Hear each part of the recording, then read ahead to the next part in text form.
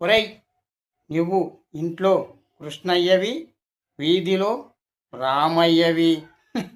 నీ పెళ్ళాం కూడా సేమ్ టు సేమ్ నీ టైపే.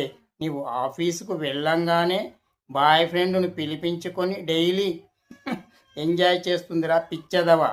నీ పెళ్ళాం పతివ్రత అని నీవు అనుకుంటున్నావు. నువ్వు నా కాళ్ళు పట్టుకుంటే నీ పెళ్ళాం పతివ్రతో కాదో నేను నిరూపిస్తాను.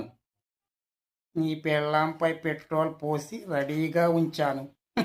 ఇదిగో అగ్గిపెట్టే, తీసుకో. ఒక్క అగ్గిపుల్ల వెలిగించు. నీ పెళ్ళాం కాలిపోలేదనుకో మహాపతివ్రత, కాలిపోయిందనుకో పతివ్రత కానట్లు. అర్థమయ్యిందా? ఇక నువ్వు విడాకులు ఇచ్చేయవచ్చురా పిచ్చదవా.